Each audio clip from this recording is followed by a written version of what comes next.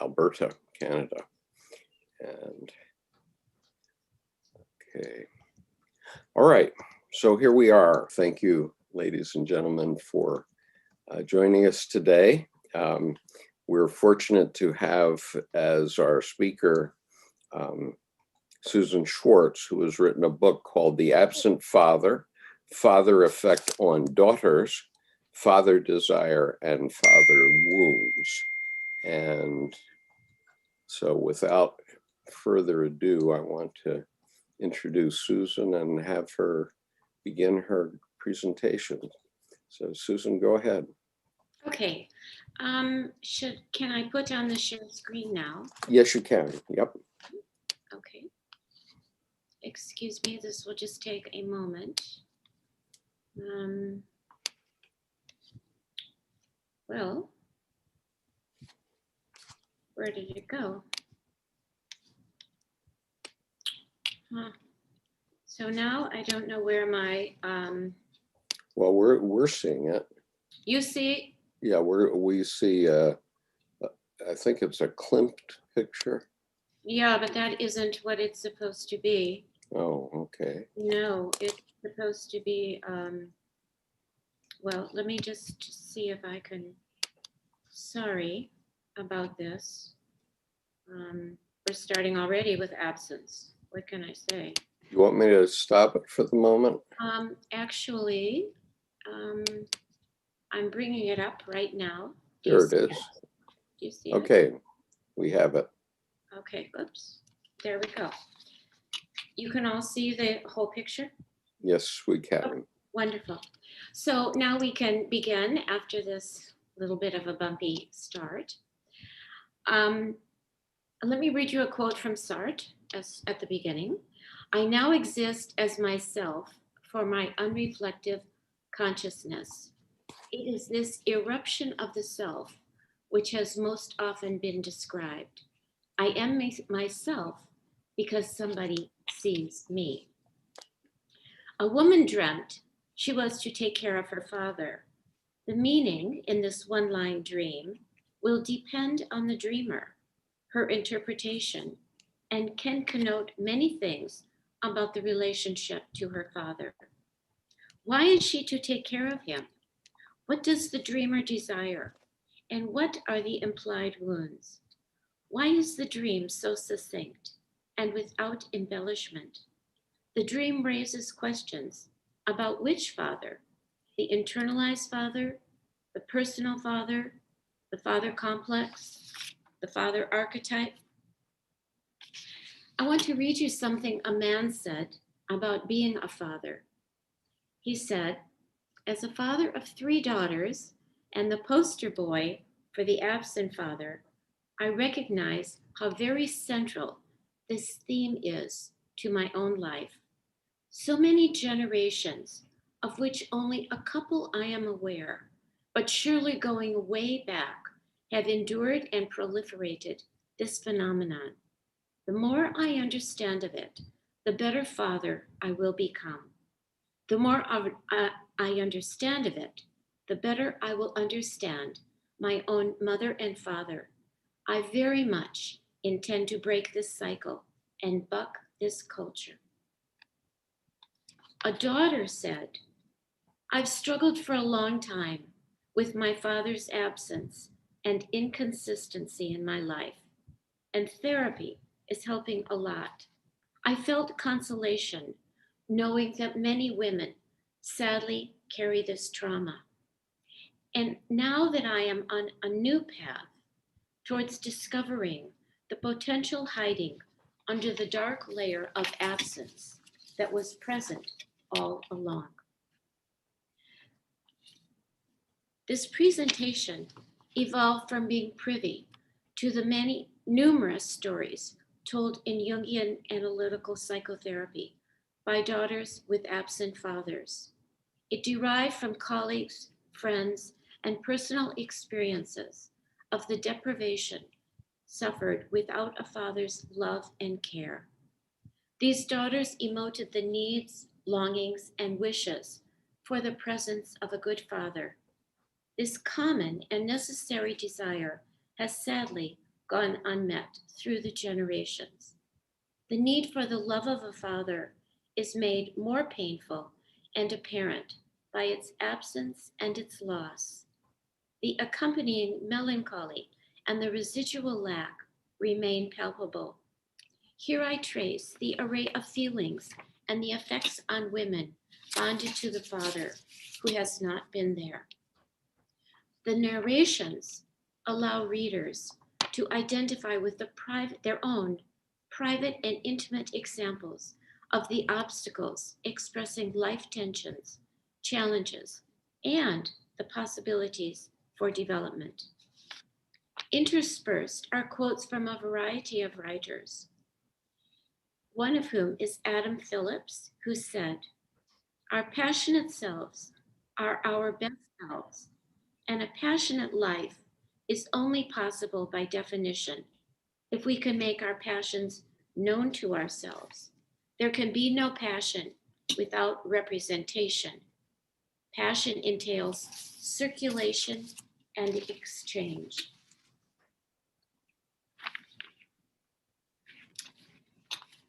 Here we will trace some of the emotionally complex and internally deadening and blank spaces transferring from the father absent emotionally and or physically for a daughter. This includes the father archetype, complex, and what is called the transcendent function in Jungian analytical work, to comprehend the reverberations from the absent father, personally, relationally, and culturally. The emphasis here is on the bleaker effects, the father betrayal, the lack of fulfilling a good paternal promise, the support and love deprived, with effects on her mind, body, and love for self and other. Desire is accompanied by an image. But what if a father doesn't provide one? When absent, the father becomes associated with yearning, sadness, frustrated love, anger and rage, oppression and longing. The contradictory feelings bring stress to body and soul, and from this arises the need to find herself. Reactions vary. For some, the emotionally, physically, psychically missing, or what can be called the dead father, become idealized.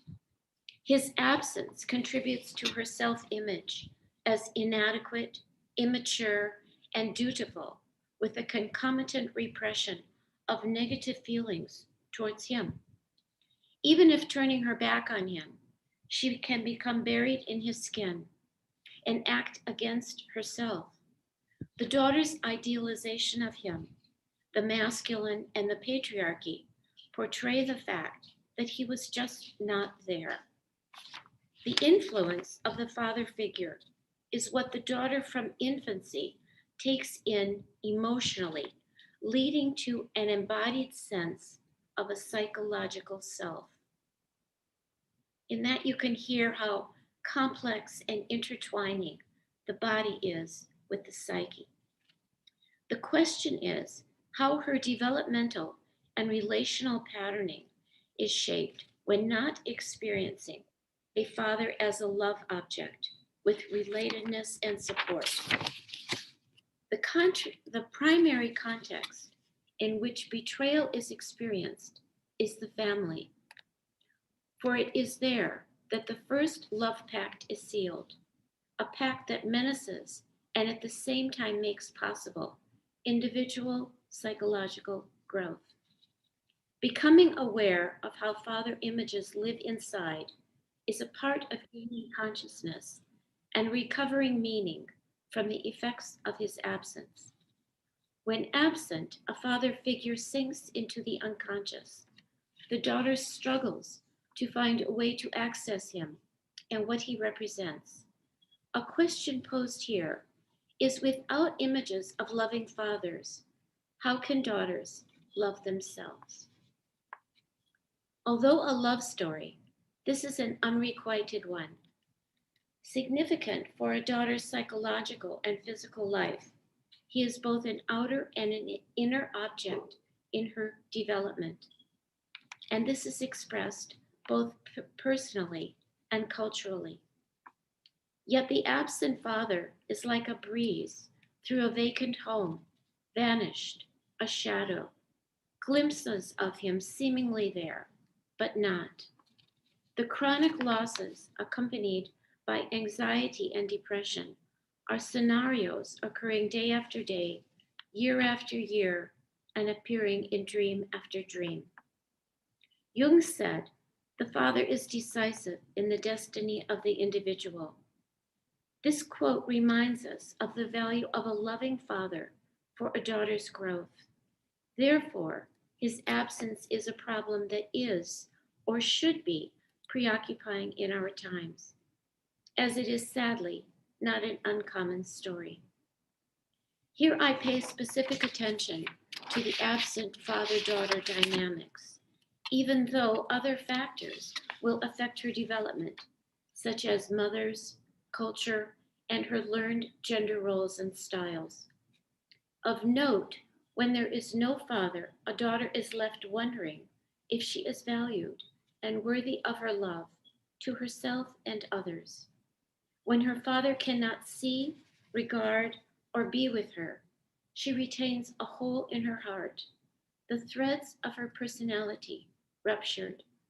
She is placed on the journey to repair and join the missing pieces. And how does a father dream of his daughter? What does he wish for her? When absent, he has not fulfilled her needs for good attachment or been aware how he damages by his withdrawal. His lack of consciousness creates areas within the daughter punctuated with various psychological impasse. Because she does not appear in his vision, she receives no reflection from him, and this impedes her self-development. The concept is derived from French psychoanalyst André Green and juxtaposed and parallels Jung's concept of the negative father complex. The presence of absence, although harmful, implies a space to be filled, a lack that is to be given attention.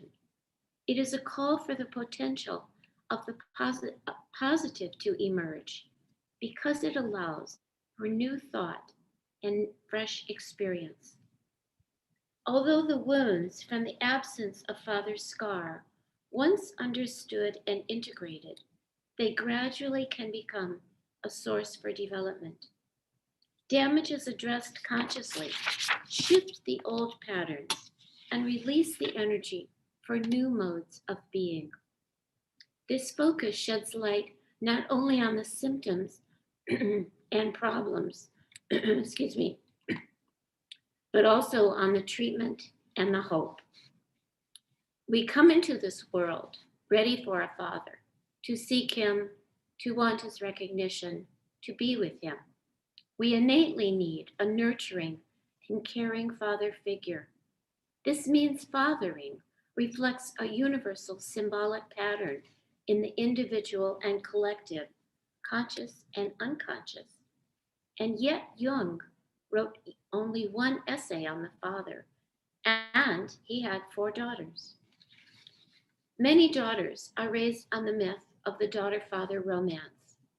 But we can ask, is this really true? Why has it been accepted if he has been so rarely present? Remaining faithful to the myth of the father who rules and has authority has ramifications if she renounces the meaning for her own existence.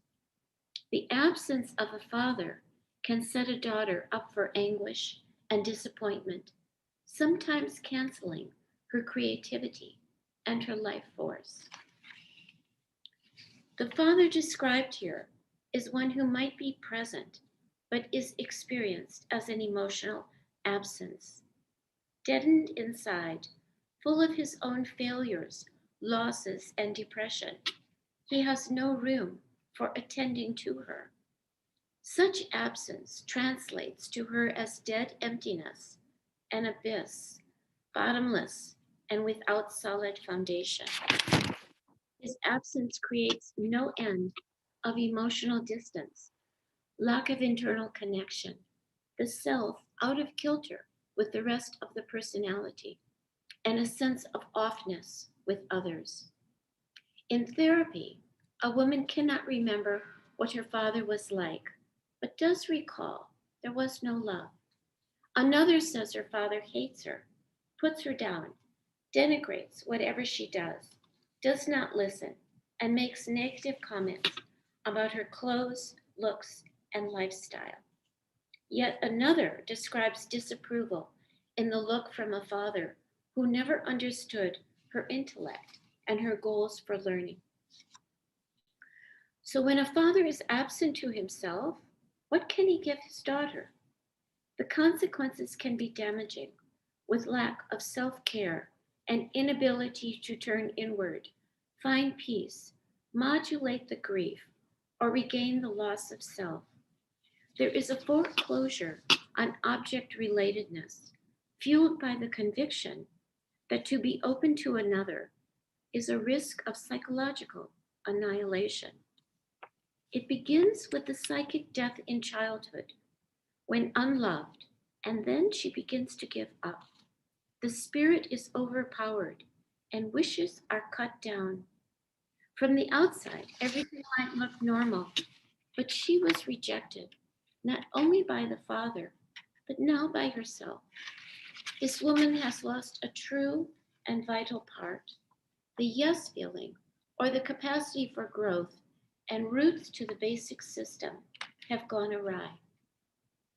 The daughter father problem reaches to the intrapsychic depths and archetypal roots, to issues of self and culture, wherein lie the complex aspects and the patriarchal biases many daughters are raised on. The presence of his absence is and has been profound through the ages. Until recently, a veil surrounded the daughter father relationship and denied the problems and the wounds. Western culture, which its patriarchal heritage, has silenced the daughter. She is hampered when dominated by the masculine mind and unconsciously flees the feminine as it seems of little value. This attitude castrates men as well, justifying their lack of emotional development. Countless generations of fathers had no time or accountability to participate in family life, and his relatedness was submerged. Many psychoanalytic theorists fail to recognize their own personal shadows or their father's shadows, evidenced in their ideology, which promoted only mother centered child rearing. The consequence from ignoring father issues fostered the stereotypical divisions into private mother and public father. The daughter father relationship remained a dark terrain, supported by cultural biases, keeping daughters docile and fathers untouched, as if they were not essential to their daughters' lives. In fact, a father wielded so much influence, a daughter did not question her role with him, and instead projected her disappointments and difficulties onto her mother in another diminishment to the feminine.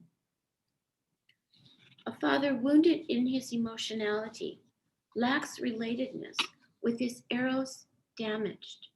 His refusal of her accentuates a masculine dominance.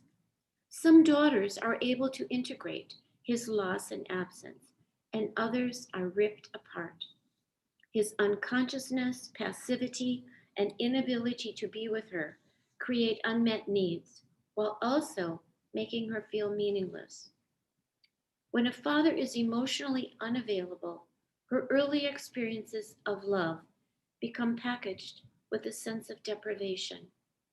In adulthood, she might find herself drawn to those who are unresponsive as she recreates a very familiar pattern.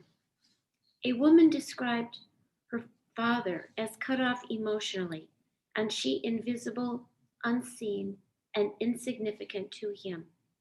He never said he loved her or recognized anything about her.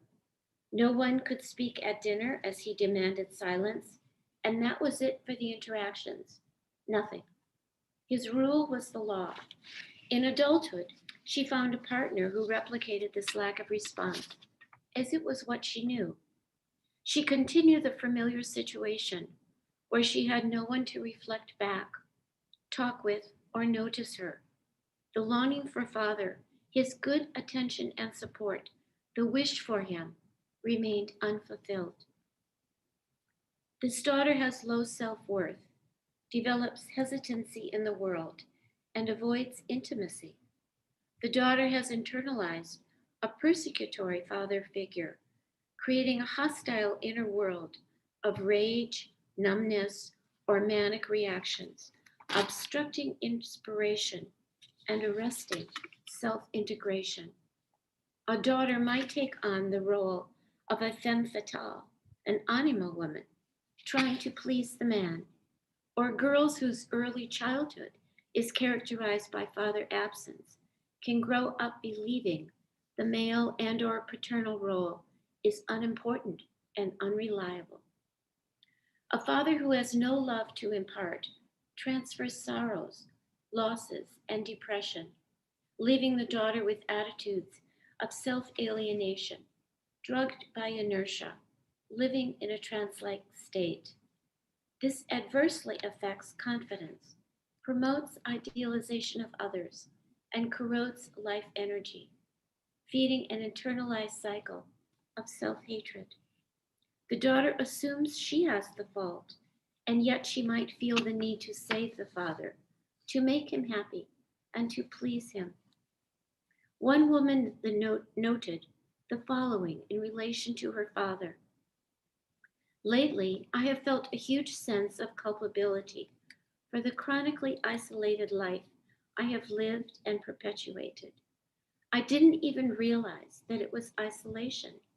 I chalked it off to being different. Not wanting to admit about my father's distance and lack of attention is really a fear of it being my issue and not his. I fear judgment for the isolated life I've created and can't seem to shake. Judgment I actually deserve. I hope I did not appear to blame my father today in therapy. I have just wanted to ignore the distress, power through it, and feel stronger for getting through on my own. That made me more self-reliant. The numbness was organic and harmless to others. Have I waited too late for help to really make an impact on me or the world? She had a dream of falling on the treadmill, and her father was there, but he did not try to catch her. She was bleeding and looked up and saw his shoes. She did not expect any help and was surprised at any suggestion of this. She just accepted she had to do it alone, hurt, and him looking down on her, impassively and dispassionately. The father's vacuum of intimacy and imagery can frustrate, agonize, and absorb her. Jung commented on the inertia of libido, which will relinquish no object of the past, but would like to hold it fast forever, a passive state where the libido is arrested in the objects of childhood. This father influences the development of coldness and impenetrability to herself. The absent father means there's no way to attach, and the self believes it is alone, and this becomes an internal experience of void. This may become so severe, she slices off contact from the world and becomes as if half dead and taken over by an implacable helplessness, impotence, and passivity. Attachment problems manifest in symptoms of distorted body and self-image, illness, restlessness. A wedge develops, preventing access to a loving and reparative self, and a scared self takes over. The personality protects itself from anything outside a carefully orchestrated world in order to defend against the anticipated outer threats. Some dreams revealing this state are floating in outer space, no tether, nothing to hold on to, and no one knowing where she is. A father's absence and emotional deadness can range from fueling a daughter's compensatory drive for creativity to igniting the flames of self-doubt and defeat. An absence of emotional containment or reverie from the father leaves the daughter with tumultuous feelings. Over time, they increase in velocity and power, fragmenting mind and body. And here is a quote from Jung. She started out the world with averted face, and all the while the world and life pass her by like a dream, an annoying source of illusions, disappointments, and irritations. Scattering the personality through self-disavowal, love feels impossible, mutilated, inhibited. Paradoxically, the more absent the father, the less the daughter can bear to separate. She might become a puella or a daddy's girl, identified with and enthralled to the male. She wants to be most special to him, the light in his eye. Perhaps she experienced his attention as a child, and although it long ago disappeared, she retains a fantasy of father. The childhood longings to believe he was good and the need to defend him are clung to and disguise the hurt from his lack of attention, presence, or expressions of love or care. In the role of daddy's girl, she pays an exorbitant price for her dutiful and compliant accommodations. The daughter leads a shadow existence, often sucked dry by giving the father continuous emotional blood transfusions. With insufficient father nurturance and her taking on his sorrows and or betrayals, she meets with loss in this mirror of an absent father. It takes a consciously aware father to foster both the femininity and masculinity of the daughter. When a father is not present to affirm her, his refusal generates injurious consequences like masochism, inability to leave the father world, giving up her identity to become his idea of the feminine, or she might engage in defiance and vengeance against the masculine. Either attitude fosters the disappointments and internal depletions taking up residence within her. Because father is the other love object to align with in both sameness and difference, it is not necessary to steal or envy masculinity, but to rightfully have it. That is a quote from psychoanalyst Jessica Benjamin. Andre Green's concept of the dead father effect is described as lack as absence in the mind, absence of contact, absence of feeling. All these absences can be condensed in the idea of a gap. Instead of referring to a simple void or to something which is missing, it becomes the substratum of what then is real. That is again from Andre Green. Our daughter is entombed, frozen, and rendered inauthentic when adhering to this dead father. So the dead father complex of Andre Green reference a father described with blank mourning, depression unexpressed, weighty with emotional and psychological lack. The problem arises as the father has dissociated from these affects and in effect killed off the process of his inner life. Her internalization is not of the conscious attributes of father, but the impress is from his unconsciousness, absence, and deadness. For example, a father might seem appealing to the outer world, but the daughter knows he is hateful, dishonest, and unkind. She identifies with this aspect of the father, and similarly appears nice, but then is hateful to herself and to others. Andre Green, and this is a quote, charts the psychic reverberations of a child attempting to enliven a depressed, bereft, or absent father. The resuscitation becomes her life task.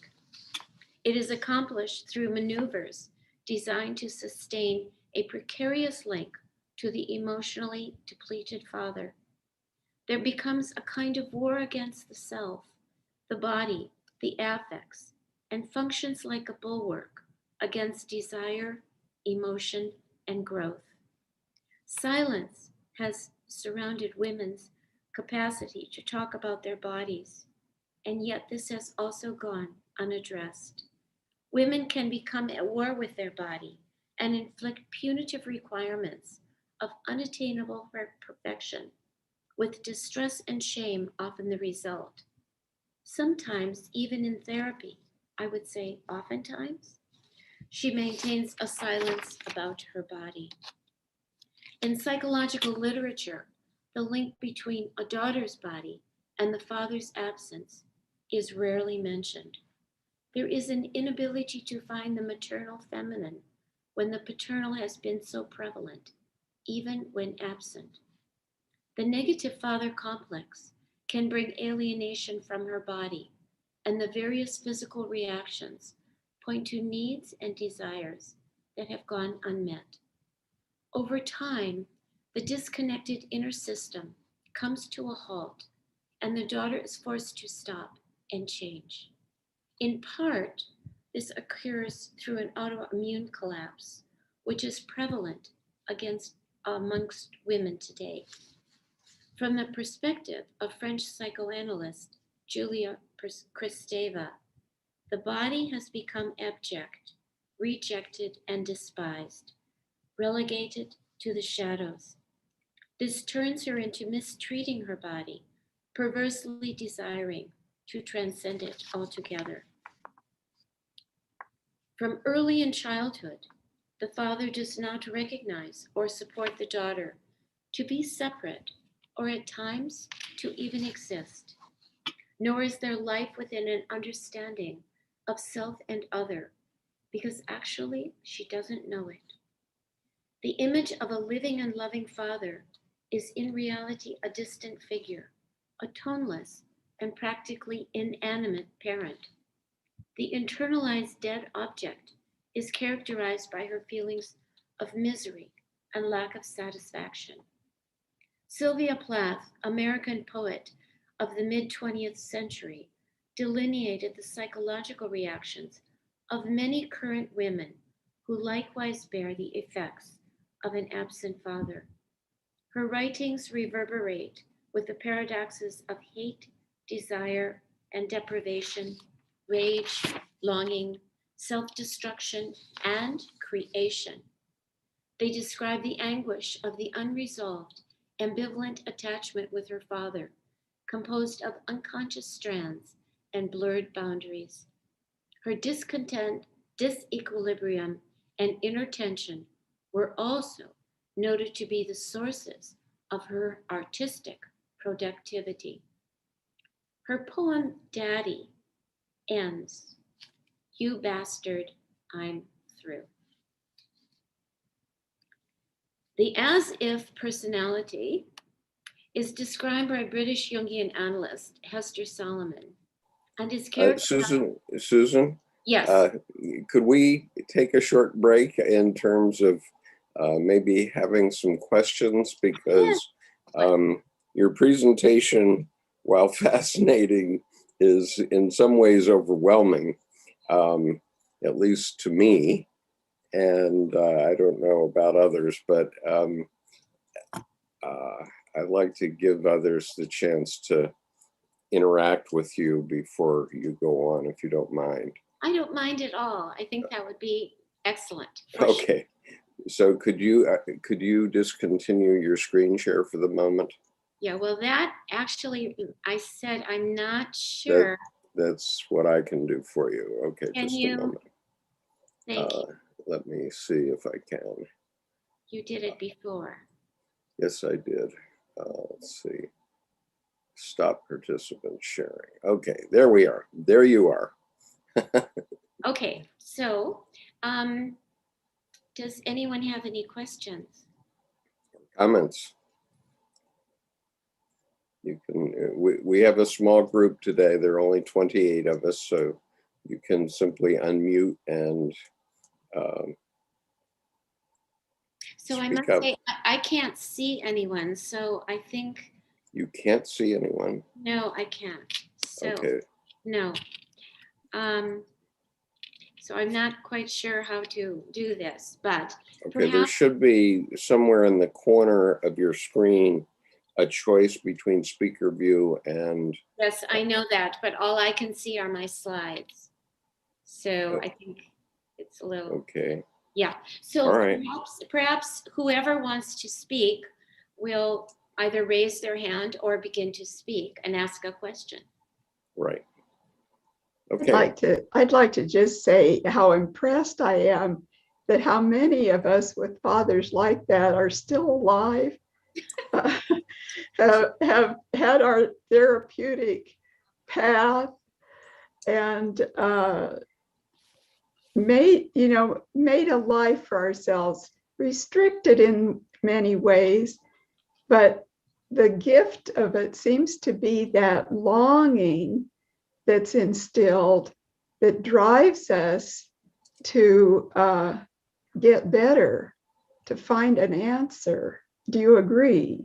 Yes. Well, let me say as well that I think that part of Skip's comments about taking a break fit exactly with what you're saying. One is that it's meant to be very much on a heavy and negative side, because that's kind of what a lot of people have experienced, as you are also saying. What that sets up is not just difficulties, but again, a space to be filled and a space for creativity and a challenge to do life differently. Without the longing, would we get there? That's a question. And sometimes, without the pain and loss, would we get there as well? So we need in a way, we take from the absence and fill it with our own desires and our longings for ourselves, and how we will pass on to future generations a different way of being.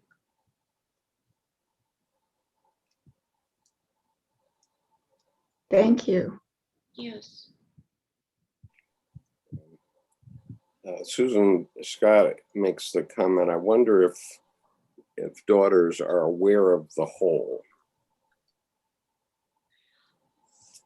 The whole, we could say H-O-L-E.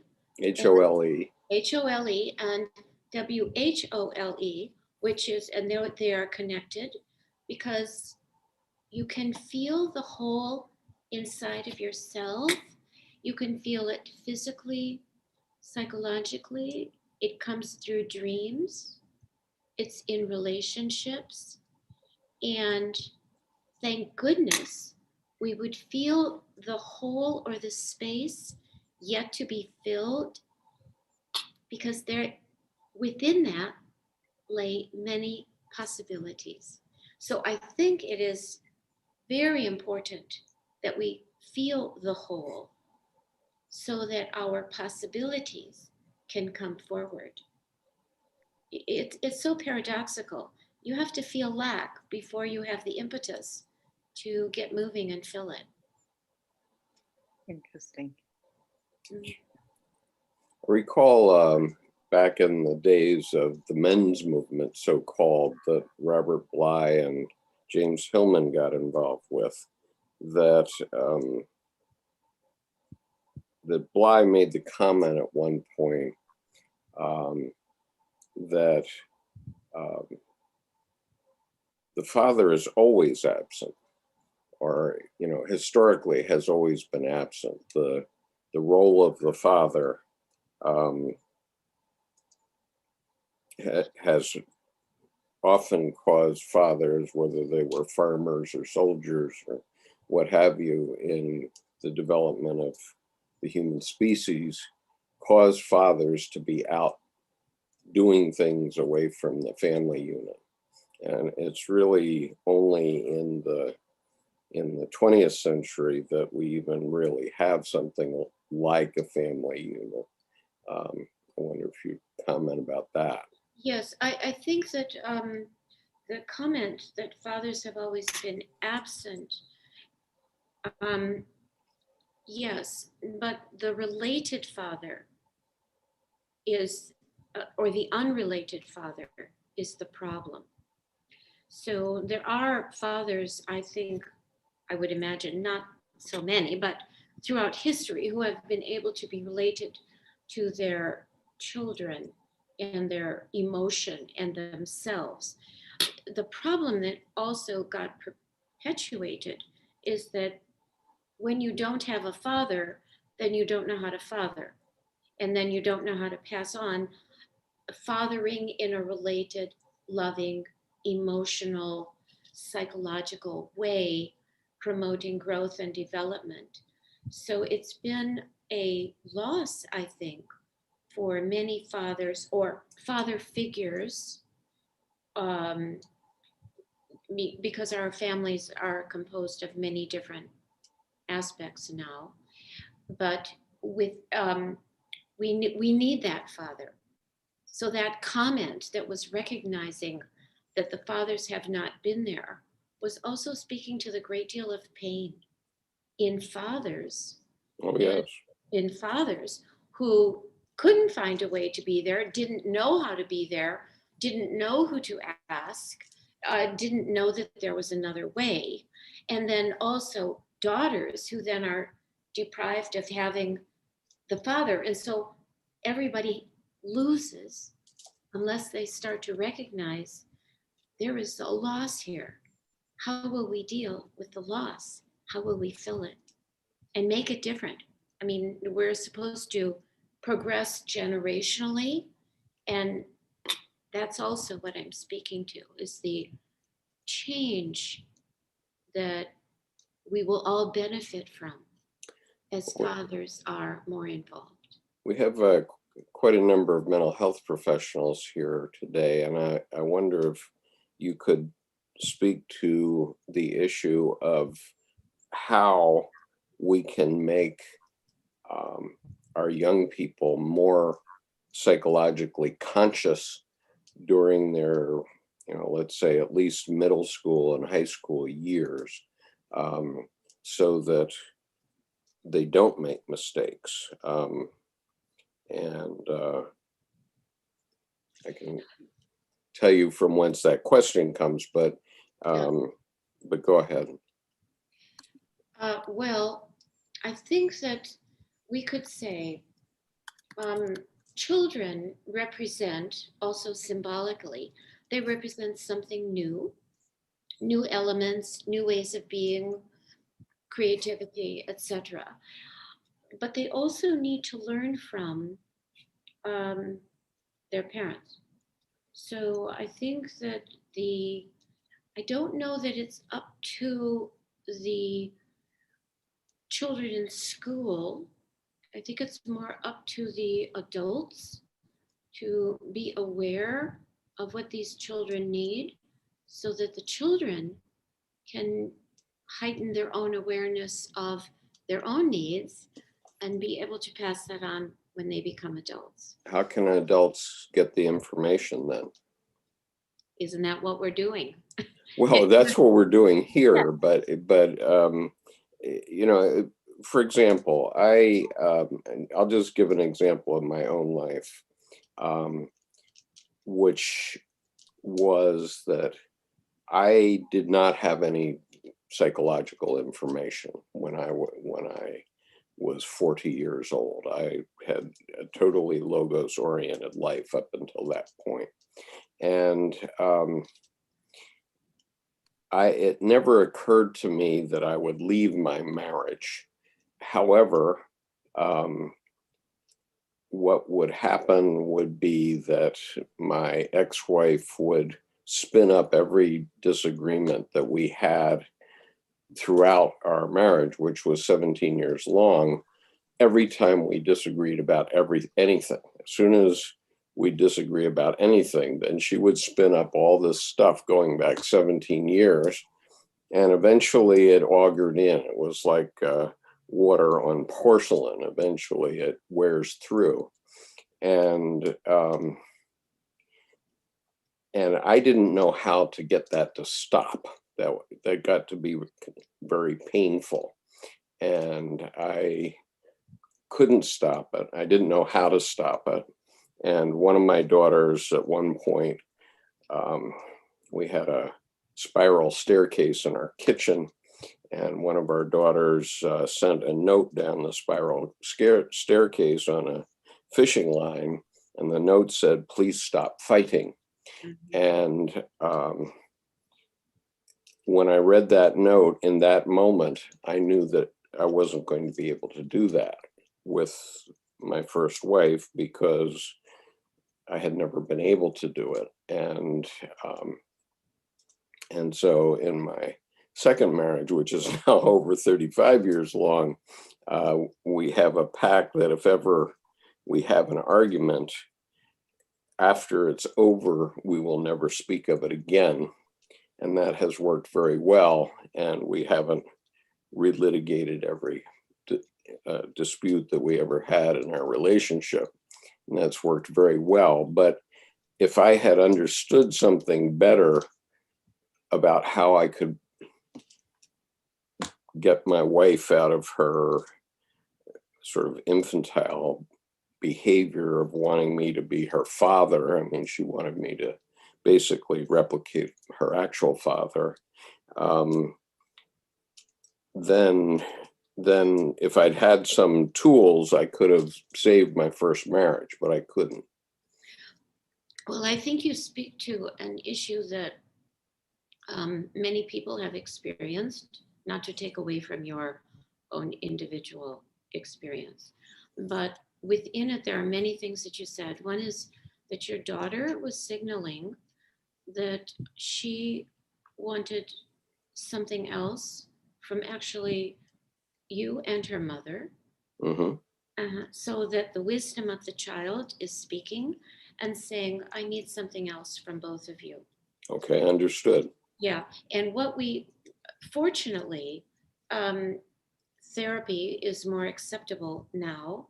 And so people, when they are uncomfortable and they are at odds and they don't know what to do, many people will seek that out. Or sometimes they go into some kind of a group or support or something to gain knowledge.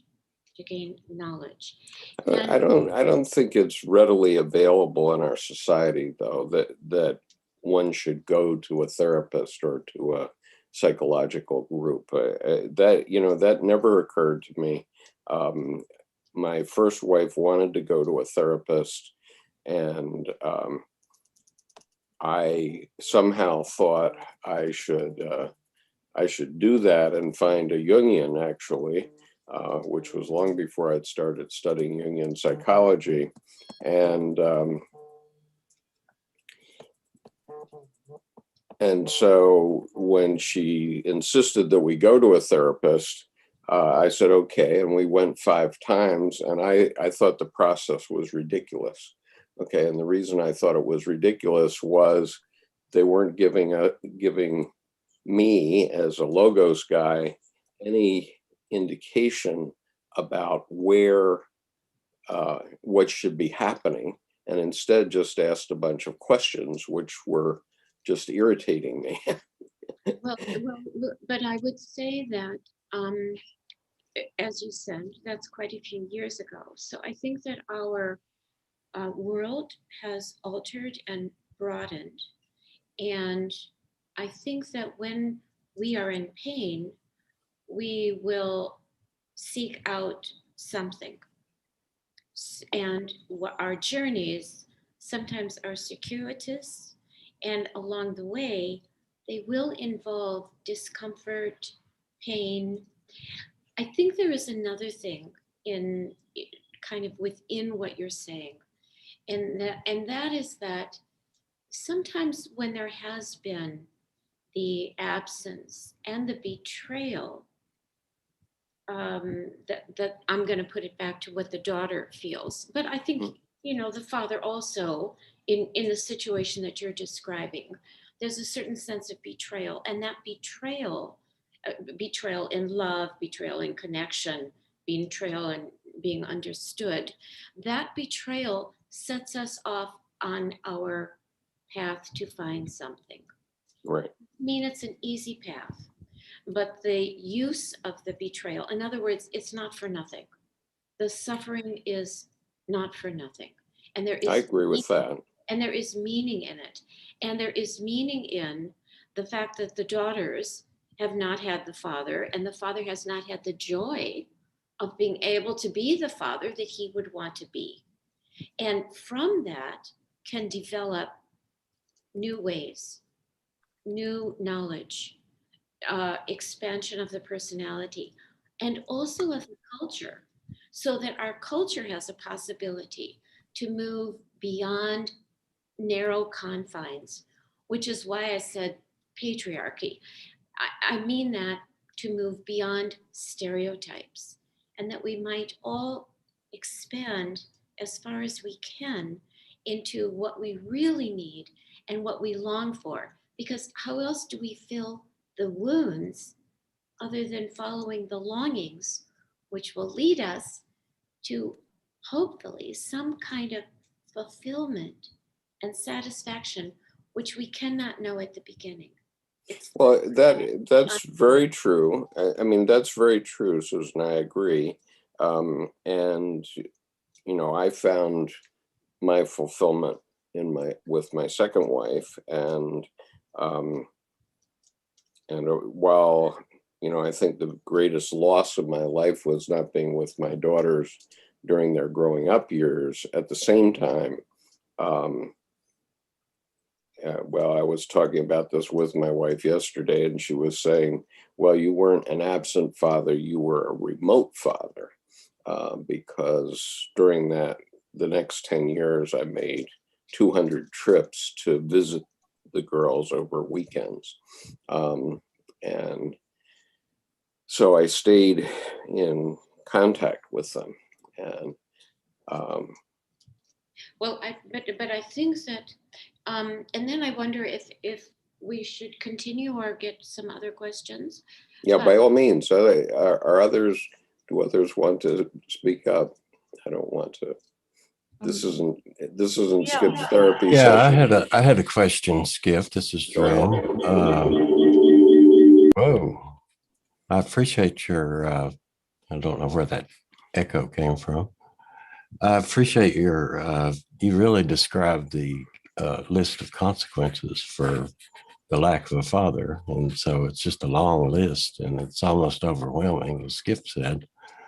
But you did mention one thing, and you said that with that, it affects the creativity of, and I took it as that it didn't foster creativity, but I've met a lot of creative people that have had the same issues that you're talking about. It seems that they're very creative. Yes. I didn't mean to say, I meant that in some situations, the absence of the father, and perhaps I should have been clearer, that in some situations, the absence of the father will stifle creativity. In other situations, it will absolutely push the creative drive. Okay. Yeah. So yes, in other words, it can go either way. And I think that the struggle to fill the absence can bring a great deal of creativity. Yes, I'm glad that you said that. All right, thank you. Mhm. Miles, go ahead.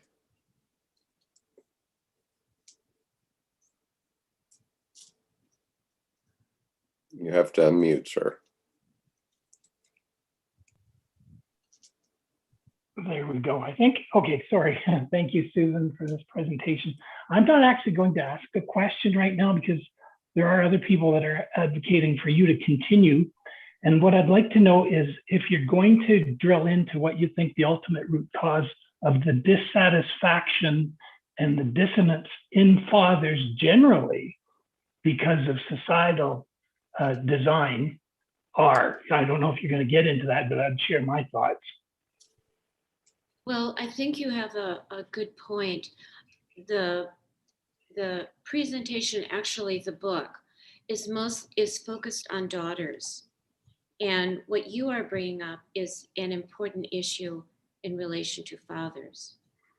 And my hope kind of around the bend is that this is what fathers can take the information and grow from it in their own particular way in enhancing their relatedness. But you're also bringing up an issue that's a little more oriented just to the fathers, and I'm with the daughters. So it's a little bit of a different emphasis. So I don't exactly fill in all that you were suggesting. It's a good idea, though. Thank you. Are there other questions immediately, or we'll let Susan go on with her presentation and then come back for more questions? Oh, Jordi Golfriza from Spain, he's a physician in Spain, has a question. Jordi, go ahead. No, my question is, will you elaborate only about the absence or presence of father? Because there are many variables here. Speaking for myself, the one who was slightly more absent was the mother at some point. Yes. My ex-wife was a senior manager in a hospital, a trained physician, and he spent plenty of time in her hospital and traveling around. And I had to play foster mother sometimes, which could have made things interesting, say psychiatric interesting. Things got, it was not, and we managed to get around. But at some point, the kids were asking for mom, and who was looking after them was dad. Will you elaborate on this type of triangles, if so to speak? Actually, I don't. It's another emphasis. I think it is a relevant one, but it's not what I am directly addressing. What I did say, and what I would agree with what you're saying as well, is that there are many influences besides just the absence of father. Yeah. And there are many, the absence of the father also affects how the mother is going to relate to the children. And I do address that somewhat in the book, not exactly today. I'm sorry. Okay, you want to share your screen and go on with the discussion? Yes, but my screen looks, it isn't on for you? Not seeing it as yet. It's not on? Not yet. Okay, all right, can you see it now? No. No. All right, well, there I am. So there we all are.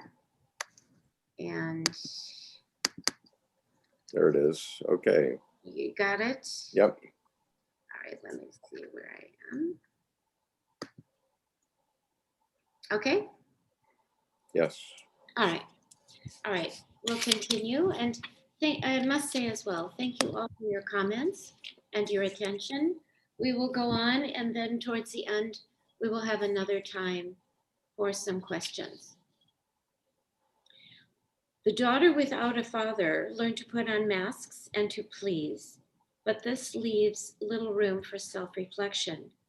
She can adopt the facade of as if, a personality relying on externals. Yet she feels that she is a forgery, reacting from pseudo-affectivity and living a sham existence. Here is the mimicry and falsity, as the roots to the self seem lost. She exudes an emptiness and lack of warmth because the genuineness of the inner experience is missing, including the capacity to love. To love is to be vulnerable and open, to trust, face the risks and possible rejections, and also to be seen. However, her personality is reduced to illusion and cover, a survival attempt to compensate the weight of a depressive anxiety. She becomes an object fashioned for the adoration of others, while the inside and the outside remain disparate. Without an accurate inner mirror, she assesses herself to be either inferior or superior in order to cope with the internal void and the subsequent suffering. She becomes separated within, and this arrests the normal processes of life. The subsequent psychological numbness interrupts inspiration and affects libido or her energy. The persona is like a carapace or a shell, and not always internally connected to the real inside. It becomes a deceptive pseudo-covering to compensate for the discontinuous emotions identified with filling a role and acting. She internalizes nostalgia, regret, resentment, attempting to sever the father, male, patriarchal hold, hoping to find love. There lingers an absence of passion from the noxious experiences, originally forcing the self into hiding.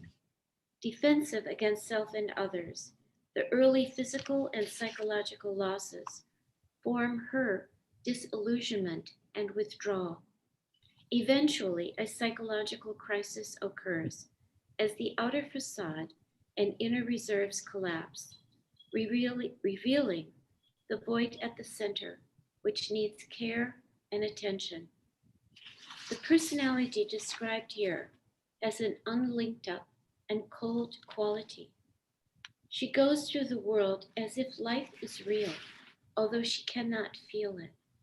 The dissociation from self circumvents psychological movement and thwarts internal union.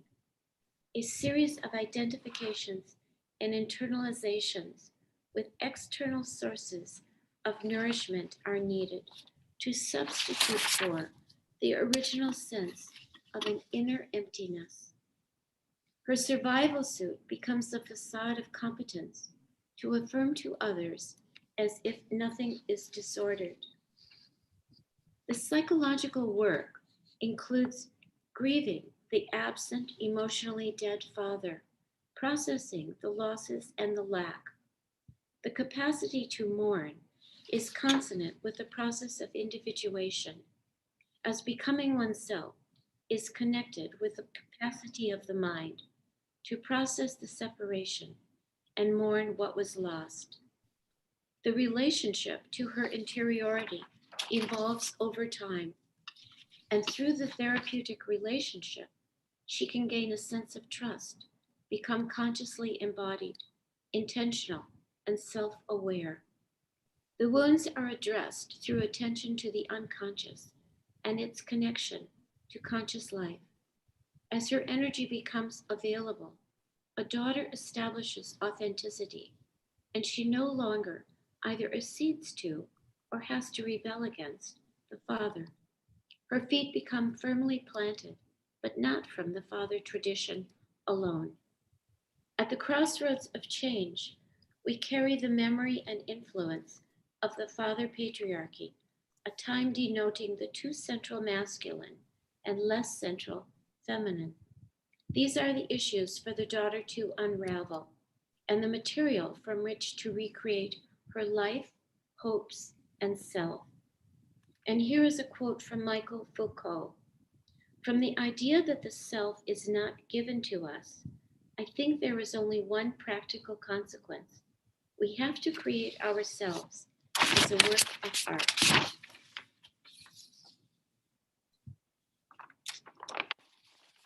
Current Jungian thought talks about the animus in a more present way, partially acquired from the father, not of men per se or the father per se, but this is a quote from Andrew Samuels, British Jungian analyst, a metaphor for the richness, potential, and mystery of the other. So these are all qualities that the father can convey to the daughter, which is the richness, potential, and mystery of the other. The animus, as Jung calls this, the masculine form inside of a woman, like all aspects of the psyche, can affirm and solidify development through life. She learns about this part of herself, partially from her father. When expanded beyond the narrow confines of gender, the animus will allow for understanding otherness based on difference rather than opposites. So if she has the benefit of being with the difference of the father, then she will be able to understand otherness. To move beyond the discourse of opposites requires something plural, something decentered, rather than the simplified sameness. And therefore, this is partially why daughters, of course, need the otherness of the fathers and the father figures. The integration of masculine and feminine dimensions implies the need for, as well as the incompleteness of both. Especially in our current era of flux and change, it cheapens and is simplistic to prescribe a fixed set of properties to the masculine or feminine. Rather, the concept of the animus brings up living in suspension, the question of masculine and feminine, even, and the word is used advisedly, in some confusion of both. Each person possesses sexual otherness, division, and difference, promoting links and opportunities for various formations between self and other. This is not to be confused with men and women, but it is an ever-active intertwining. Each is linked to the other, defined by their differences and extraordinary articulations. And again, these are some of the benefits that the daughter will have when the father is present. When these aspects are out of relation to each other, a woman will be frustrated in expressing the range of her individual femaleness and maleness. The psyche seeks balance and can be likened to a dance between partners in many combinations, arousing passion and life energy. These aspects are part of psychological roots and the natural compass for a richness in life. The animus includes use of intellect, mind, thought, feelings, emotions, and the creative. And of course, all of these can be transferred when the father is present to the daughter. This gives the freedom to live as she is, rather than constrained by convention, father, or the traditional patriarchy in which she lives. Here is how a woman in Jungian therapy described these interior aspects of her personality. She wrote, "A man and woman looked at each other, searching for signs. Are they willing or not to face the truth of the drama? By this time, they knew they were in it together. Each wondered at the courage of the other, the fragility of the other's mind. Each was tempted to stay and suffer the unfolding. For a moment, their eyes met, and once more. But doubt possessed them. Courage and desire deserted. They turned, walked out, and said goodbye. Neither ever knew what the drama really was about, or what truth could have been there. Her words leave us wondering what they imply about her inner masculine figures and what she gained from her father. And was her father present or not? Jung commented, the degree a person does or does not admit the validity of the other, she denies the other within the right to exist, and vice versa. The capacity for inner dialogue is a touchstone for outer objectivity. And again, these are all aspects learned when a father is present and have to be searched for when the father is absent. It takes a consciously aware father to foster both the femininity and masculinity of the daughter. When a father is not present to affirm her, his refusal generates injurious consequences. Or she might engage in defiance and vengeance against the masculine.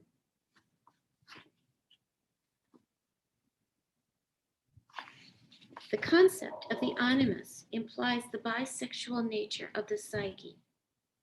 Jung opined she should take care that her animus does not escape, because if it gets away from her unnoticed and falls into the unconscious, it can then be destructive. So the animus can be wonderfully creative or powerfully destructive, depending upon her relationship, partially from what is learned, whether her father is present or not. Integration means adapting the animus to her personality, rather than being subservient to it. With inner connections to the flexible and open animus male father energy, she can access vitality, openness, love, confidence, and security. And here is a quote from James Baldwin. This collision between one's image of oneself and what one actually is always very painful. And there are two things you can do about it. You can meet the collision head on and try and become what you really are, or you can retreat and try to remain what you thought you were, which is a fantasy, and in which you will surely perish. So Andre Green's concept of the dead father effect leads to the negative complex, father complex in Jungian psychology. Together, they illustrate, although in different ways, the absent father compromising a daughter's development in the world, her career, her relationships, her own self. Early contacts with the father are significant in shaping character, emotional habits, and attachment patterns. By early, I mean from the very beginning of life. The construction of the negative father complex derives from absence and abandonment in many ways. It depends on the type of absence, the position of the mother figure, and the personality of the daughter. If she remains apologetic, guilty, and without impetus, perhaps even sometimes for life. Self-knowledge comes from recognizing the hurt places, events, and feelings that lie within this complex. Both Andre Green and Carl Jung note that trauma does not have a locale solely in the self, as it is beyond the person, yet at the same time is person created.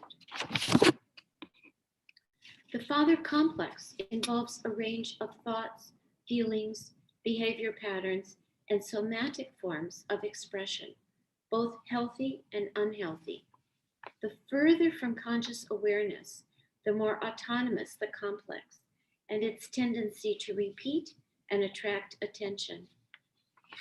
The absence of the father provokes and sustains a negative father complex, making the world bleak, oftentimes hopeless, until it is understood. The negative father complex can adversely affect a daughter's confidence, promote idealization of others, and crumble assertion and initiative.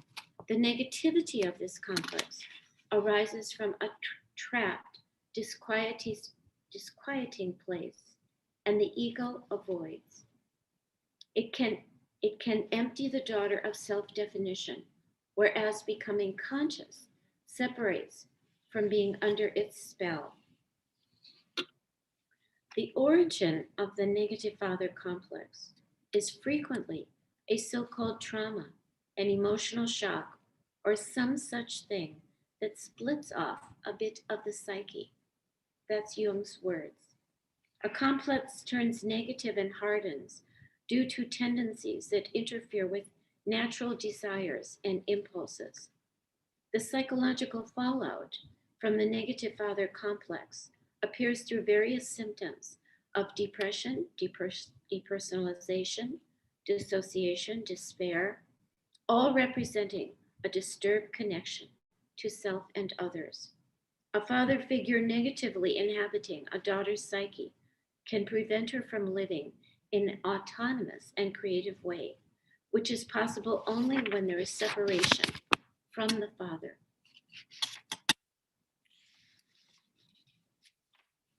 This scenario can despoil a daughter's sense of what it is to be a woman, and she feels incapable and her inner compass off. The more severe the wounds from the father absence, the more autonomous or unconscious are the complexes, while exploring this leads to self-knowledge. In addition to personal experiences, the complexes are influenced by the era and place in which a person lives, including the impact of various religious, social, and cultural structures. What seeps in from the unconscious is played out through the complexes. As Jung said, to have complexes only means that something discordant, unassimilated, antagonistic exists, perhaps as an obstacle, but also as an incentive to greater effort, and so perhaps to new possibilities of achievement. Indeed, complexes are focal points of psychic life, and they should not be missing, for otherwise, psychic activity would come to a fatal standstill. So the point is that we need them, and they're not necessarily negative, even when they're difficult to deal with. The point is that we do deal with them. Without images of loving fathers, daughters can likewise become dismissive and defensive to themselves and others. And here is a quote from Judith Butler from her Undoing Gender. Possibility is not a luxury. It is as crucial as bread. So I'm going to give you an example of somebody who I'm calling Kaylee. And although it is about her, you might also see how it applies to your life. She's a composite example of someone, a woman raised with a father who she labeled a thug. Her parents were divorced when she was 4, and she rarely saw him. She felt he didn't protect her, especially when he married someone who she did not like. And she, in effect, raised herself, traveling many pathways through drugs, alcohol, sexual partners from quite a young age. She was angry with her father for abandoning them, marrying an evil woman, and then being cruel. Most of all, he had died recently. And she had wished for this for so many times, and now she missed him. Although she had hardly seen him for years, when he died, she was still arguing with him in her mind. and yet she was also fearful. She wanted him to be kinder and better, and did not understand his compelling dark power over her psyche. She decided she would just not think of him anymore, but his absent presence still nagged at her. On the other side of this, her adopted attitude of fierce independence covered the helplessness and overdependency she felt for her father, keeping her rather infantile. This conflict revealed itself in the form of destructive and oppressive energy turned against her, enacted periodically in throwing out all of her artwork, finding no consistent partner, and being frustrated professionally. At the beginning of a relationship, she would assume the role of a femme fatale, malleable, without definition, and living to please the man as she evaporated into his image of her. She had a brief but quite impactful dream. In it, much as she tried, excuse me, she could not step beyond her boss. She was frozen and unable to move. In the dream, the boss was her father's age, an imposing leader in his field, wielding force and threats to keep people in line. The dream illustrated the paralysis she experienced with males and the masculine, impacting her apprehension about achieving success. Anticipating failure, she stopped. She was at an emotional impasse and in a quandary about how to move beyond the negative and feared father male image. Because you see, by now, the father was internal, not external. This scenario happens to many daughters who are without the possibility of internalizing good enough fathers. They had no one to ask, no one to show them. They express loneliness, holding sorrow and hiding their perceived flaws with an outer bravado. She seemed confident, energetic, with many creative ideas and talents. She could maintain this, this facade for a time, and then she would suddenly collapse into self-denigrating, unsatisfied, destructive behaviors and thoughts. She was apprehensive about intimacy, even though she yearned for it. And meanwhile, her aloof veneer confused people, holding them at bay. Excuse me.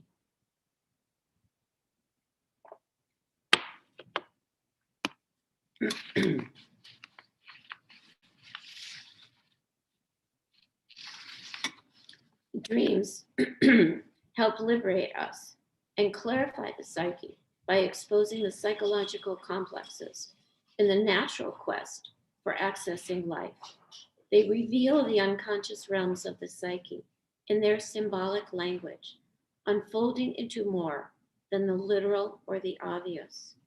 They are like crystals to be turned to the many facets of the personality, natural ways of dealing with our problems, and they help restore balance to one-sided attitudes from a negative father complex. They are both subjective and objective, reflecting inner and outer figures and situations. As Jung stated, dreams are always a little bit ahead of the dreamer's consciousness. In returning to this woman, we find a daughter who rages at her father, but is insecure. Her rage goes nowhere and diminishes rather than directs. She internalized a father who was absent and terribly cruel. She dreamt of throwing things at her father, yelling at him. She was exhausted, but he was impervious. She didn't know what prompted the altercation in the dream or how she got there. Would she continue the anger and remain unconsciously attached to this negative father complex? From the deprivation and or absence, the possibility of a good father is withheld, and the investment remains with the absent, elusive, and cruel father. She questions if it is all just too entrenched. She has low self-worth and feels incompetent and unsure that she can survive. In despair, she often feels emasculated and hopeless. Father hate and desire for love keep her intertwined and yet disconnected from her father. A father should provide enough ego functioning to help a daughter evolve a solid self. Yet her father absolutely did not, and she needs constant affirmation from others, since the toxic osmosis with him has had a soul-crushing effect. She cannot break into or out of his orbit. A wedge developed between a loving and reparative self and a hating and persecutory self, and the latter took over in the form of a negative father complex. Rather than experiencing the full range of her senses and emotions and movements, she, like many in similar circumstances, learned constraint and to erase herself, encasing herself in a suit of armor. She became desensitized and aware of herself only in situations of high intensity, crisis, or excitement. Otherwise, her emotional life was muted. Her efforts to perceive and define herself were frustrated by the overshadowing father, who in his threatening absence, was forbidding and foreboding. He became an exaggerated and angry inner presence with constant accusations about what was wrong with her. She took care of her body, but it was like an object for others to see rather than for her to feel. Her natural impulses to express her individuality were stifled, and she was without personal ease. Even though serious about meditation, yoga, her mental vigilance and compulsive thoughts were continuing. Anxious, she often cannot hear in therapy and is suffocated by feelings of shame that she isn't better. She wonders why therapy never worked, and over the years had attended numerous workshops, various modes of therapy, but only for so long. Something eluded her. She remained nervous and uneasy in her skin. She had to exercise for hours to relax, write page after page in her journal. The absent father lives restlessly in her. This is a poison when the anticipation of rejection takes over and she abruptly cuts off, stomps out, and disappears. Early on, she learned her emotionality was shameful and devalued by her father. However, she needed these emotions for differentiating from the impact of an oppressive father. The script of the daughter, feminine, female as inferior creates self-isolation.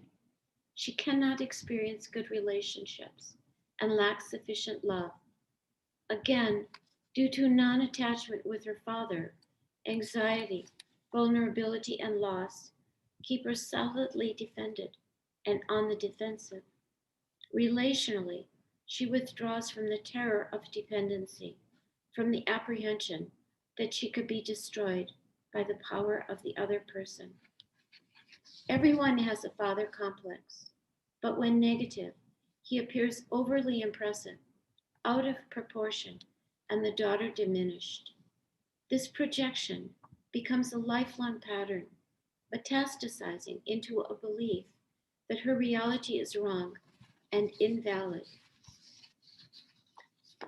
Often, tumultuous feelings over time increase in velocity and power, fragmenting the mind and the body and scattering the personality through self-disavowal. Busy compensating the loss, independence of self seemingly not there, the daughter may try to compensate with achievements or getting lost in others, or maybe she'll just give up. In any case, the lack remains, and she has harassed and closes in on herself. As an infant, a daughter looks around and sees her reflection in the face and eyes of her father. A daughter is concerned with such things as, are you there? I am here. Are you here for me? The mirroring of father to daughter is made up of his empathic responses to her needs, wishes, experiences, behaviors, and gives legitimacy, validation, and sense of worth. Many daughters, however, do not have good experiences because they do not see or feel anything related to them. She might see doubt, insecurity, or absence, a father's lack of love and care, and this becomes how she views herself, with lack and absence. The daughter attempts to incorporate the attributes associated with the paternal image, but she cannot find the safety to get close. The feeling of containment establishes peace of mind, but when the father is not present, it is not possible to access peace. The negative father complex can alienate her from her body, and various physical reactions point to anxieties about unmet needs and desires. Because self-realization is embedded in all psychological processes, and the psyche, like the body, strives to keep balance, what happens with the absence of the father figure?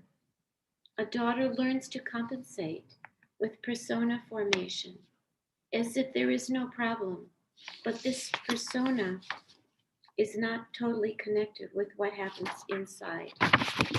She internalizes nostalgia, and his claim on her spirit requires a dance between forces that are threatening. This means she must get close enough to understand him, but stay far enough away to not get caught.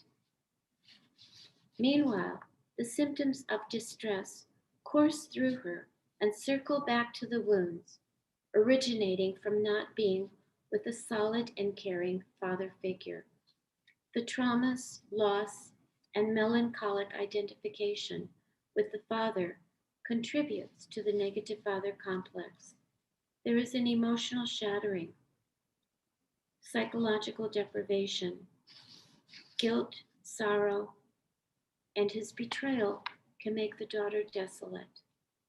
Missing out on his validation for her strength and independence, she has to search various pathways to find her authority and voice.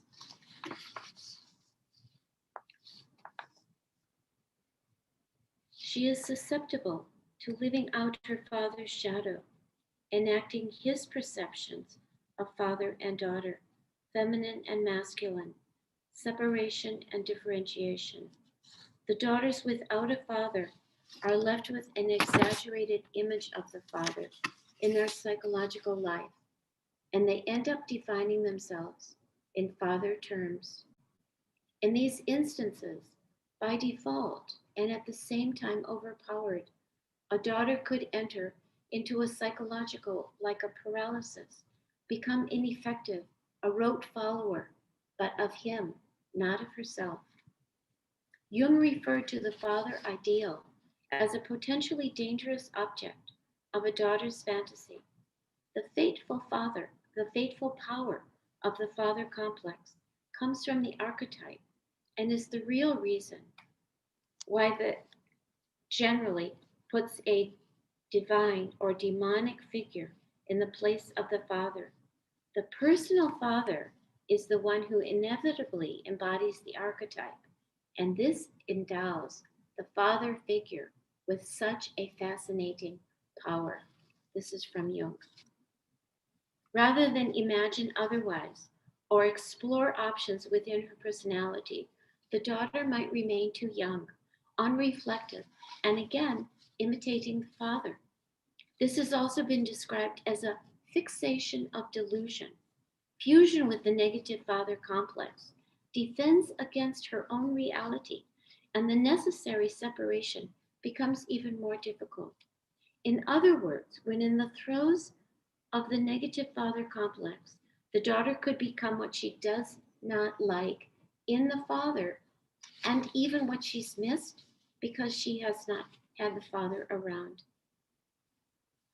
She might avoid, delay, or circumvent her natural bent toward the creative and the edgy, toward the rebellious and the bending of rules, because it's not in the father tradition. She cannot find her way, attain womanhood, or value her particular qualities when wrapped up in supporting the absent father ways and living within the negative father complex. What fills absence? Despair, defeat, depression, joy, pleasure, new ways. Absence of father is an area to explore, to understand, to gain release, and to become oneself. Without the good and present father, a daughter's life can slant to disappointment, discouragement, and expectations sadly unmet, burdened by the memory of his absence. The lack gives point and necessity to the pursuit. It becomes the pursuit of self and the value of changing from what was into what can be. The emphasis is how to stay conscious of the hurt, cynicism, denial, or avoidance, and use her experiences for development out of the absent space. It means emerging from the ashes to the creative. It means recognizing the pain in the lack, the spaces unrepaired and missing. But it also means, by doing so, she realizes her self-expression. Jung wrote in an essay entitled Women in Europe, it was up to women to move the story onward. In doing that, the attempts are to expand from the absence and lack to knowledge and assertion, taking her place as she sees fit. The relationship with the absent father constitutes both a context of loss, rage, longing, wounds, despair, and emptiness, as well as a significant entry gate to transformation. It is not easy to gain corroboration for the emotional effects of absence when there is a powerful cultural overlay and a very long history of denial, where a daughter's story was made inconsequential. Father has been in charge. She was told to accept his absence for so many years. Psychologically, the two sides of the issue are what is being shed or left behind and what is being discovered and gained. The absent father remains a presence and representation within the psyche, even when the experience has been lacking. In this way, expansive representation can be created, encouraging her individual self. Because the father archetype implies qualities residing or possible in all people, the daughter can develop a beneficial and a supportive father of impetus and energy for her well-being. The hope here is through inner psychological work, she finds the way into herself. This applies personally and culturally, consciously and unconsciously.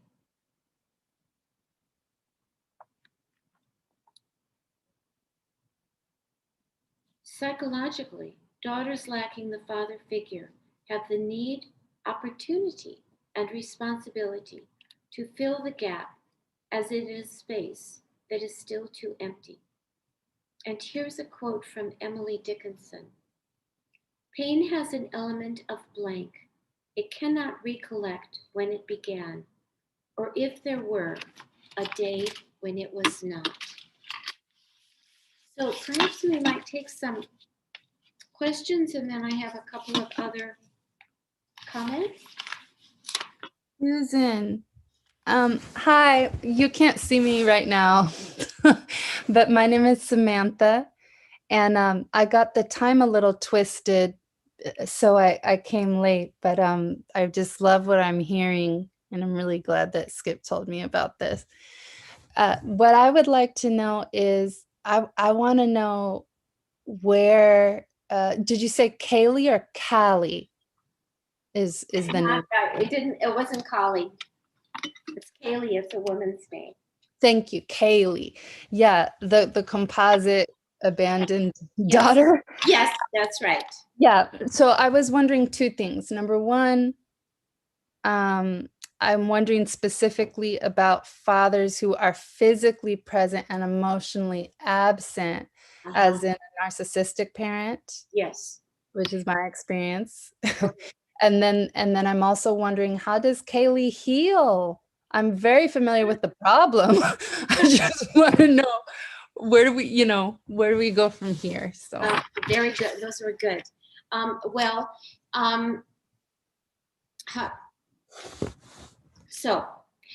What I'm referring to is absence emotionally and absence physically. They have quite a similar effect. So that even if a father has been present, if he isn't related to his daughter, if he doesn't communicate with her, if he doesn't ask about her, if he doesn't find out who she is and what she needs, he's in effect absent. And he could also be preoccupied, depressed. I mentioned this earlier, and involved within his own self.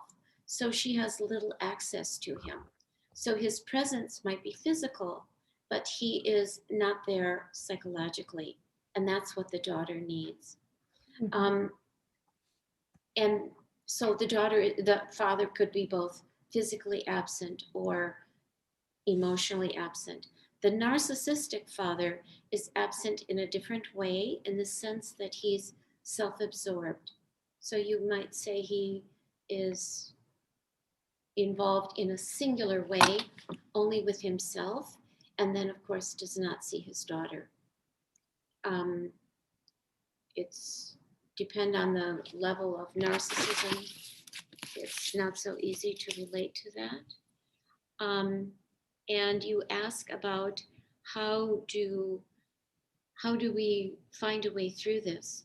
I would say it's through a great deal of challenging and beneficial work. I think that we find our talents from the places that we didn't get.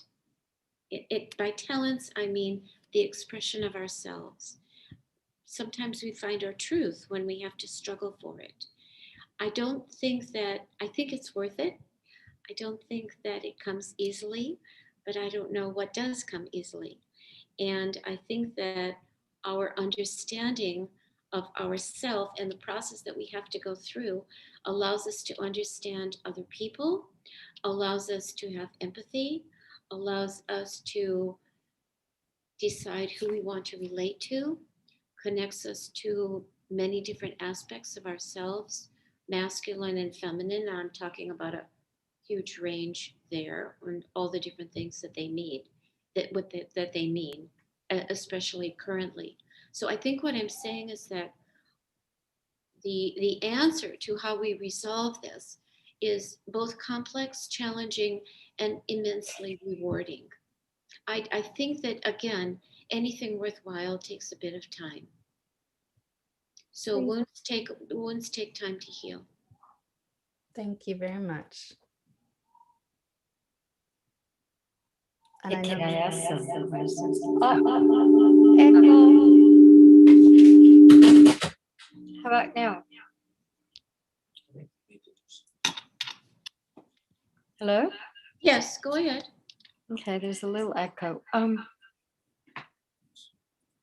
We find your presentation fascinating, and we've been at it our entire life, meeting all kinds of males, looking for facets in order to create an integration that was perfect enough to be to be whole. So without having that freedom, the subjectivity to the specific male dominance of the father has carried on through generations, mother, grandma, I mean, all different facets and variations.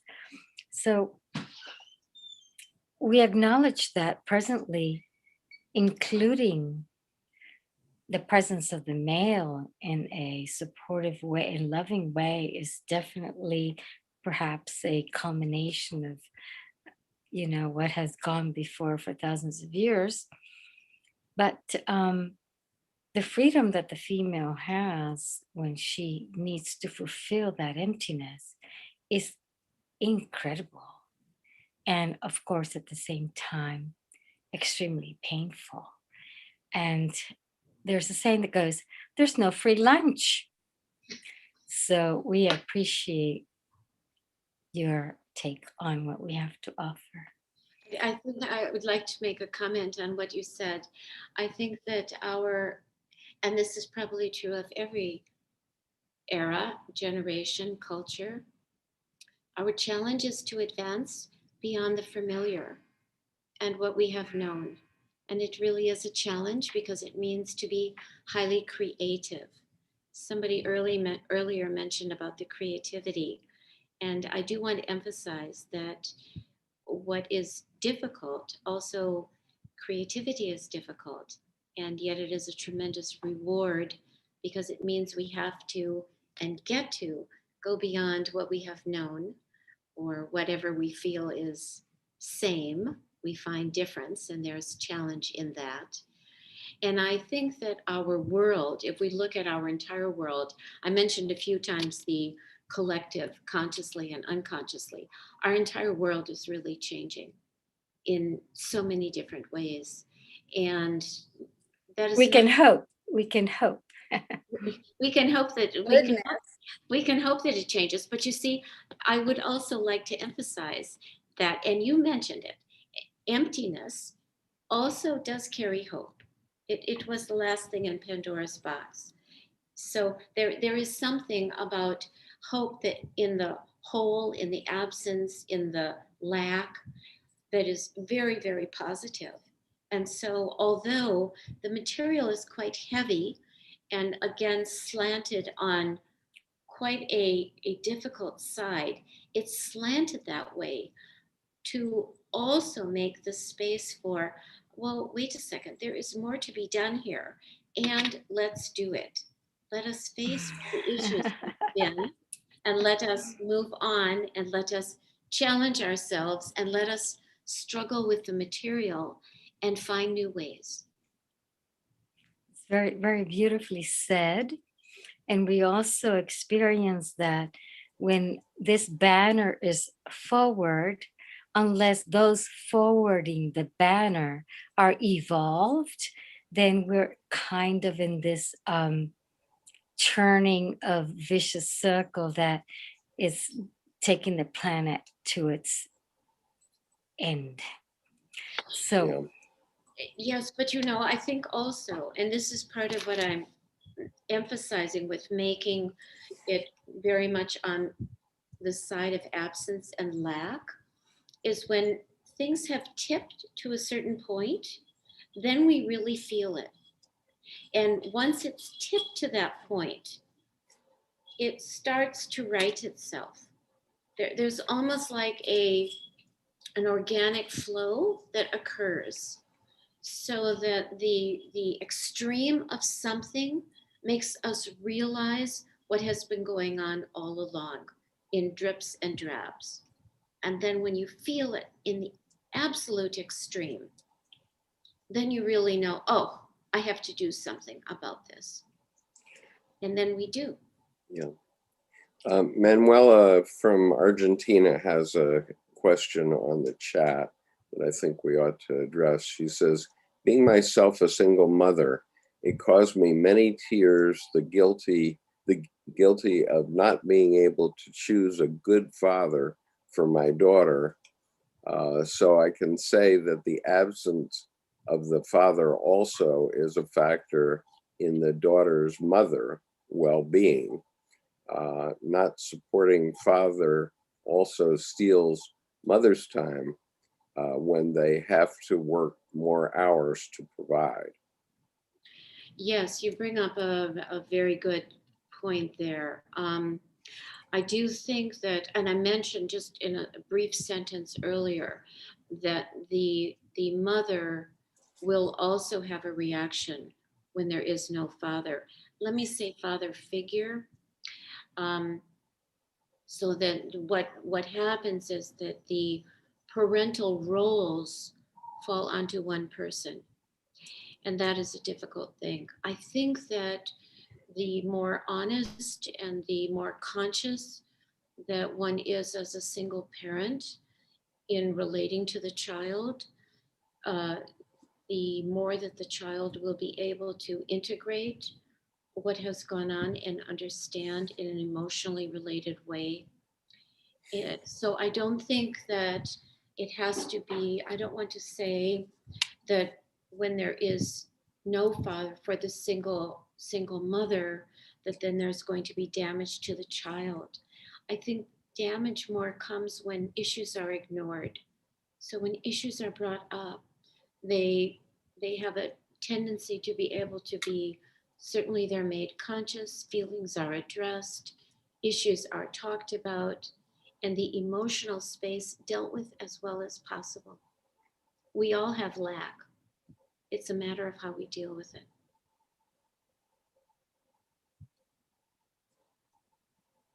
Okay, other questions?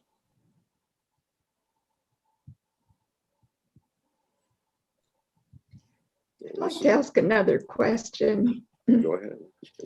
What would the difference be between an absent father, say, who has gone off to war for several years and the child is just a baby when he leaves, and then he returns maybe at 3 or 4 years old, and is there after that? You know, I think that any,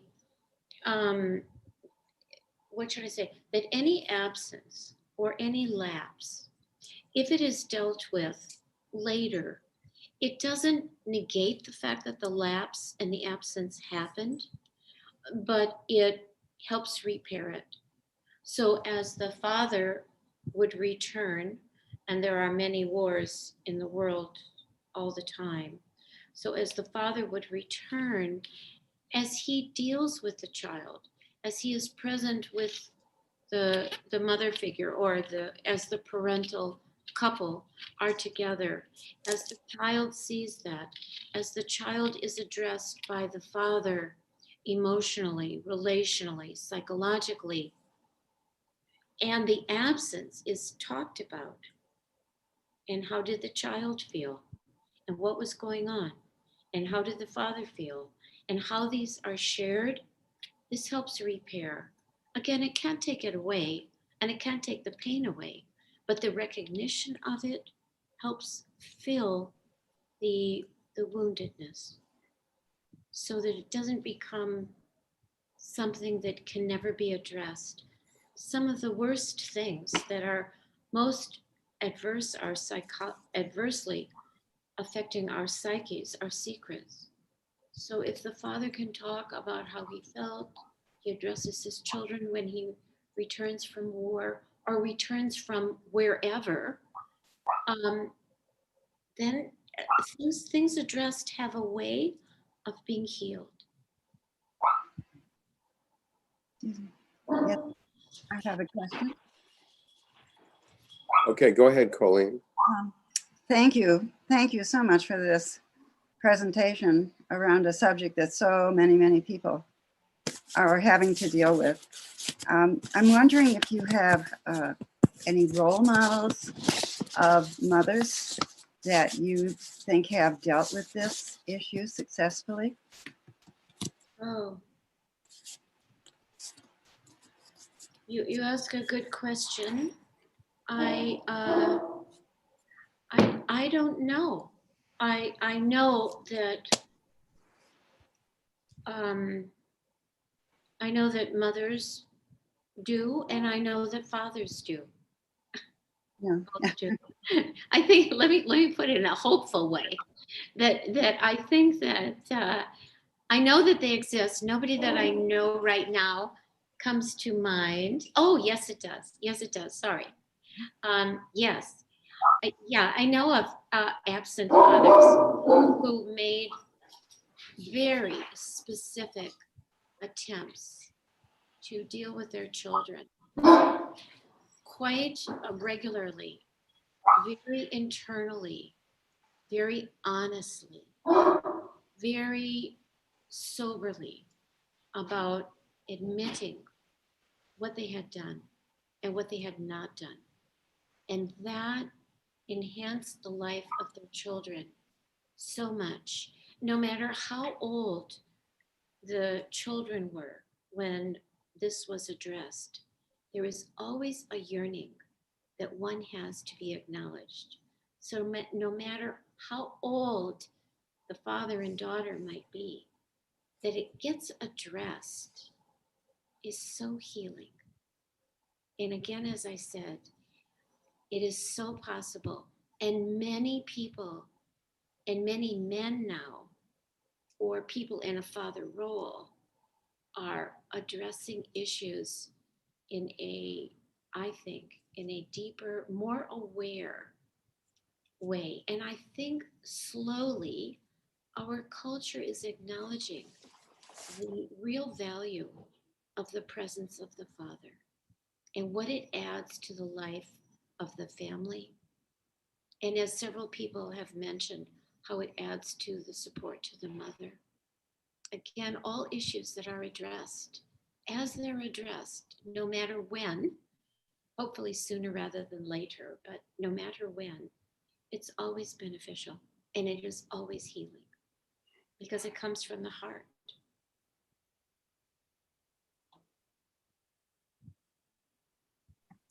Absolutely. Let's see. Daniel Tunis, who's in Denmark, asked me to ask you if it's possible to get your presentation in text form, if available. This is probably the most powerful and important session you've ever hosted. All the best.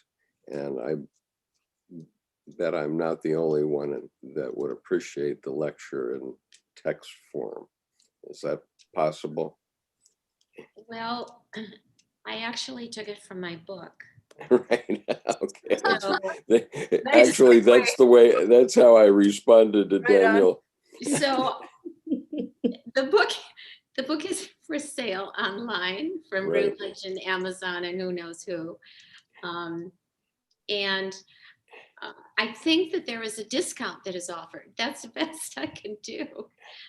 Okay. And if there are any other questions, people can always email me as well. Right. Okay. Well, that's exactly how I responded to Daniel, but I had to put the question anyway. Yes. And I Could just she give the name of the book? Yeah.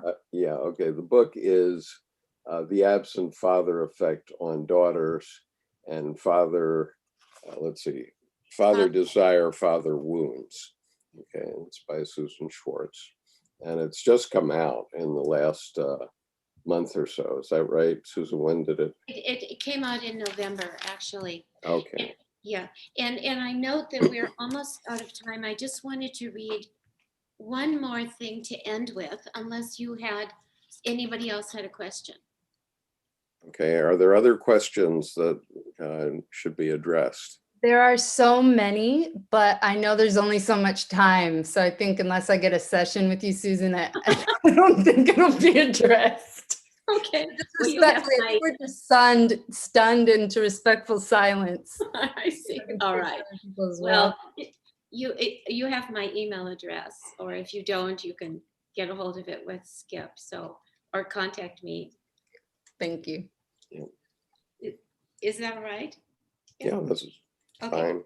All right. So let me just, because I think we're almost finished, Skip, are we not? Well, it's your call whether to stay and answer more questions. Well, I think we should stop at 2:15. Well, it's 2:15 my time. We are all at different times, so yes, I think definitely we would are. stop then. So if I just read this and then we might have that as the end, if that's all right. Okay, sure, that's Okay. fine. All right. So a psychic space shuts when a father is not there. The child experiences gradual failure, a non-existence marked by blankness, emptiness, and void. One is rudderless. And this is a quote from Andre Green. When absence can only be born if it is recognized as such. In the word absence, there is the hope of the return of presence. The power of the human mind, with its infinite capacity, will create new objects. So I wanted to end on a hopeful note. And Josh usually has a comment or two. Do you have anything, Josh? New subjects, new objects, and new subjects. Good point. I loved it, Susan, and thank you so much. Just in one word, it was awesome because your message of hope at the end was perfect. It's about we're not perfect. We all have some sort of something that's missing. And like I said in my chat, you know, healing is bringing together parts that were separated or missing or absent. So it will take a lot of creativity on a very complex journey that we're all taking, whether we're female or male. It's all about getting to the point of harmony with our yin yang and create our own wholeness. But thank you so much. Thank you. Well said. Thank you. Yes.